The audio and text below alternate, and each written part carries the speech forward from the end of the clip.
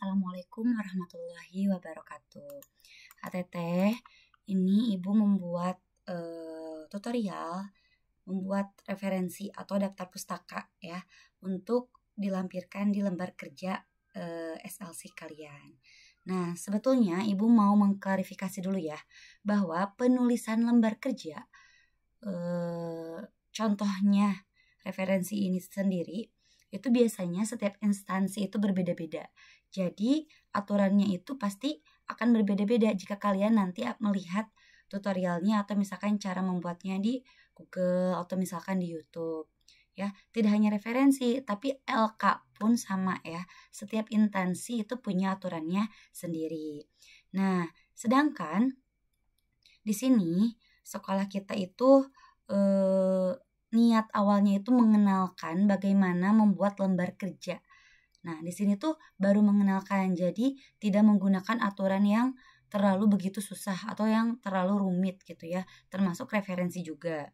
Nah, apa sih bedanya referensi dan daftar pustaka? Sebetulnya sama-sama aja ya, sama-sama menyertakan sumber dari mana asalnya kalian apa sih membuat atau landasan kalian membuat lembar kerja kalian itu sendiri.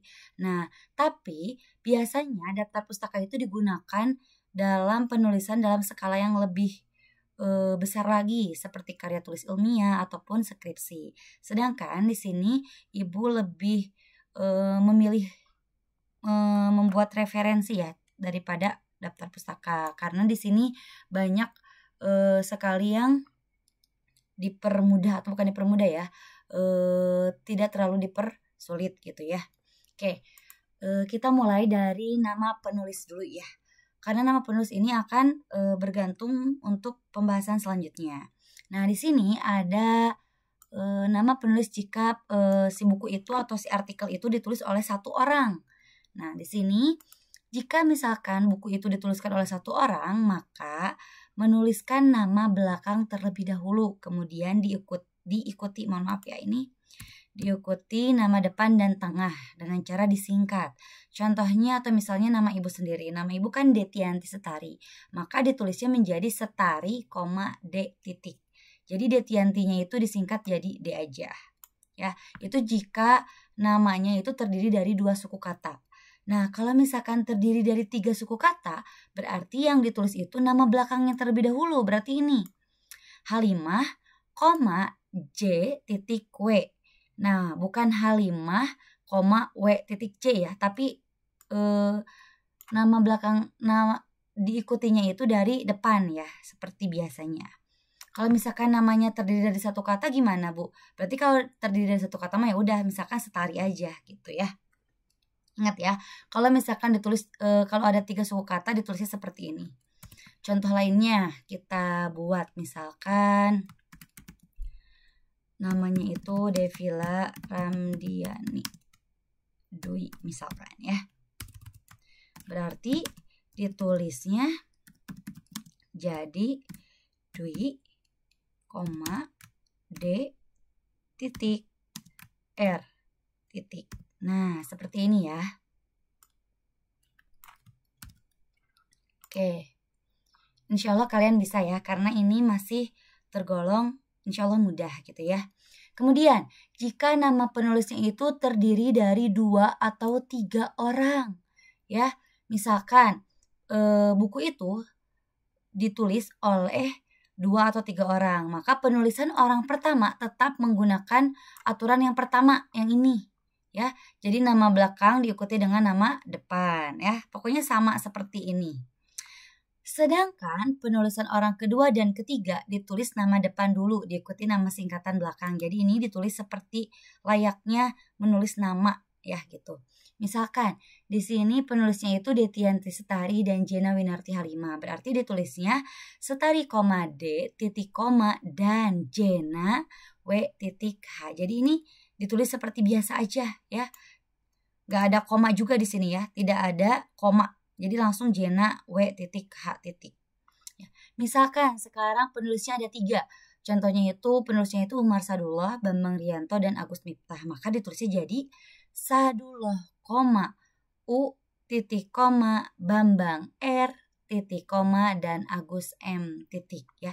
Jadi setelah Bambang dan juga Agus tidak diikuti koma ya, karena ini menuliskan nama seperti biasa ya. Nah, sedangkan nama pertamanya itu menggunakan aturan yang pertama ya. Oke, selanjutnya gimana nih kalau misalkan penulisnya itu lebih dari 3 orang, jadi penulisnya itu banyak gitu ya.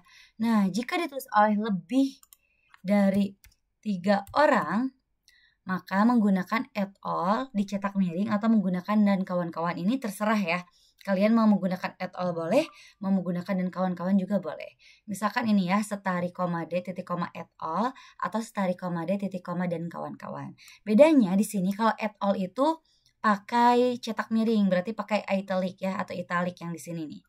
Sedangkan yang dan kawan-kawan atau DKK itu ditulis seperti biasa. Ini terserah kalian ya menggunakan yang mana. Oke. Ini terkait dari tata cara menuliskan nama penulis ya, baru nama penulis, belum ke referensi. Oke. Kalau misalkan ada pertanyaan boleh ya, atau misalkan masih susah kalian bisa menggunakan ini sebagai patokannya ya. Oke. Sekarang kita lanjut.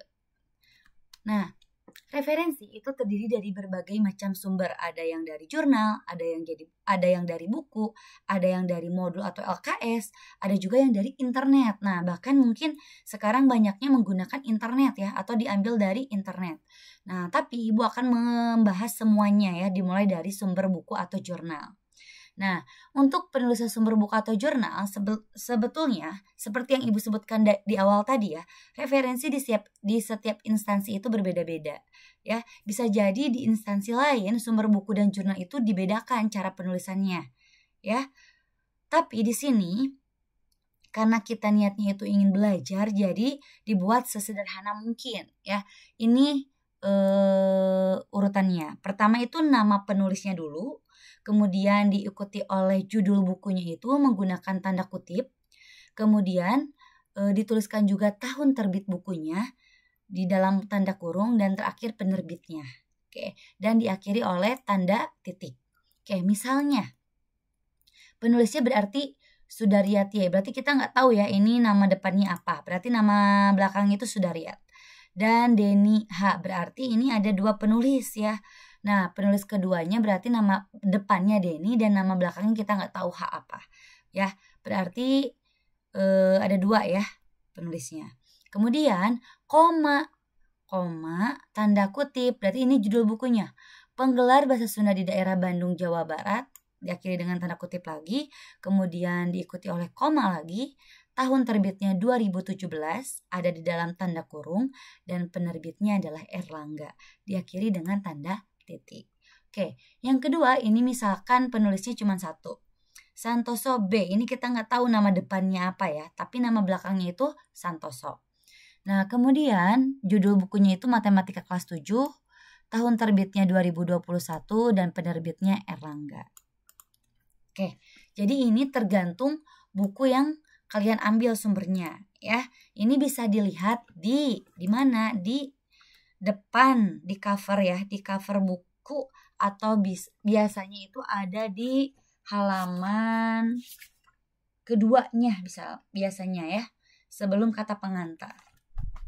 Jadi dicek saja.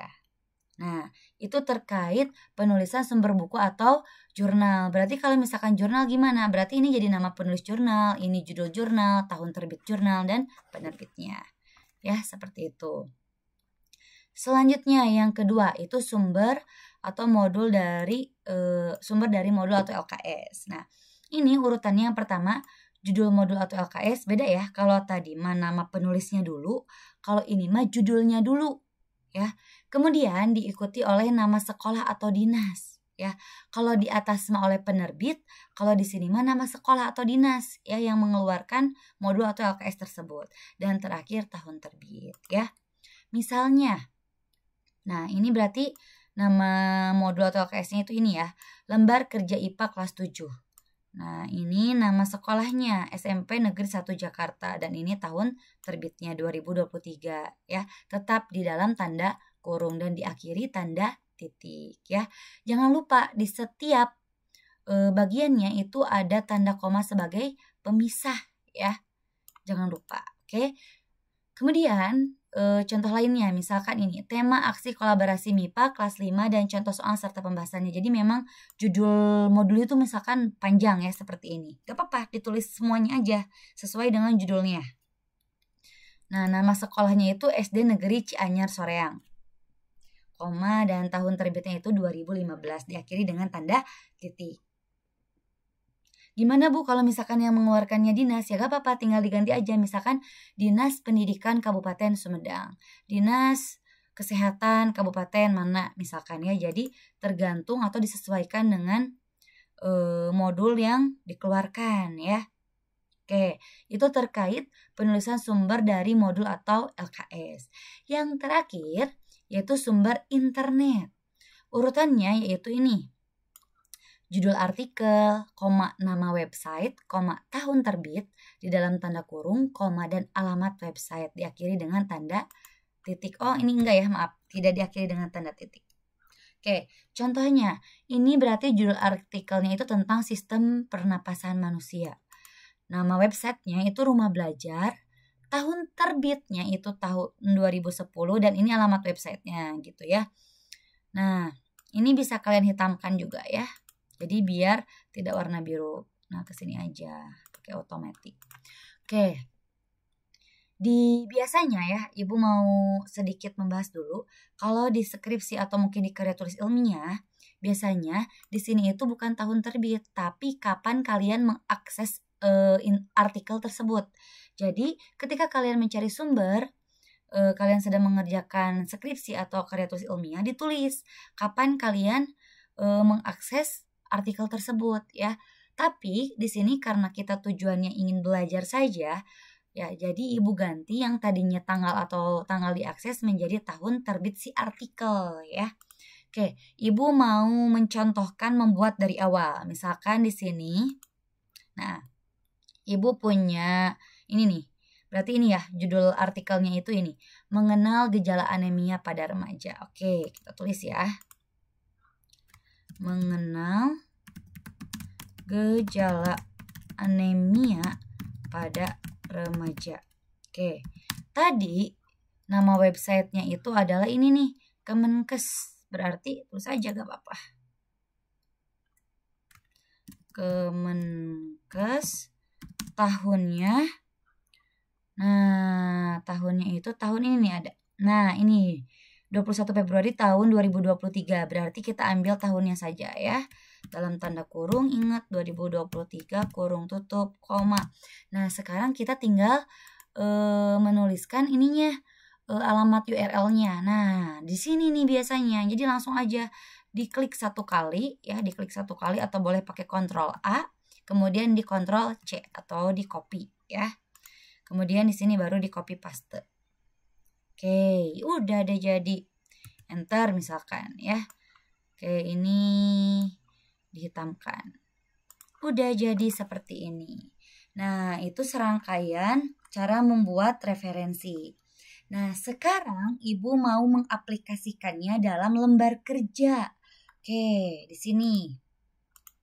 Nah, ditulisnya itu setelah daftar, mohon maaf, bab 3 penutup ya. Jadi kita buat lagi di sini referensi ya. Oke, referensi ingat ini nempel pada margin ya, nempel pada margin. Referensi ditulis dengan bold dan juga dicetak kapital ya, referensi. Oke, yang pertama A ada sumber buku, B sumber internet, dan C sumber modul. Bu, kalau misalkan cuma ada satu gimana ya? Udah nggak apa-apa, tinggal pakai aja A misalkan sumber internet aja atau misalkan A sumber modul saja. Jadi ini disesuaikan saja. Nah, Ibu di sini membuatkan contoh misalkan ketiga sumbernya itu ada. Nah, kita tinggal masukkan yang tadi ya. Misalkan kita masukkan dulu yang tadi, yang contoh. Oke, dari sumber buku dulu ini ya. Nah, yang ini yang masih pertama masih salah ya. Ibu revisi lagi. Nah, yang ini berarti. Nah, kalau kayak gini jangan khawatir ya. Jadi tinggal dihapus saja. Oke, ini kita copy-copy dulu aja. Ya, kita copy paste dulu aja. Kalian mau langsung ngerjain di situnya boleh, mau di mau di blank dokumen juga boleh ya. Terserah. Oh, ini maaf, kebalik ya. Ini yang di sini, yang sumber modul. Nah, ini hapus dulu ya. ABC-nya, poin-poinnya hapus dulu, dan ini sumber internet.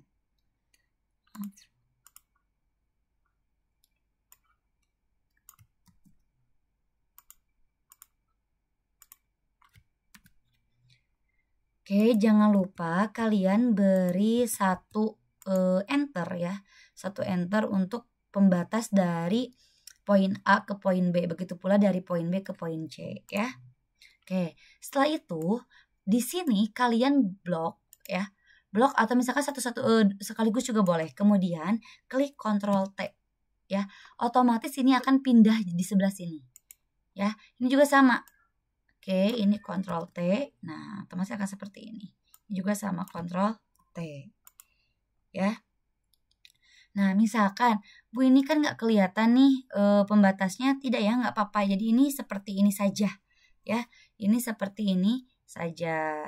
Oke, ini sudah selesai daftar pustakanya.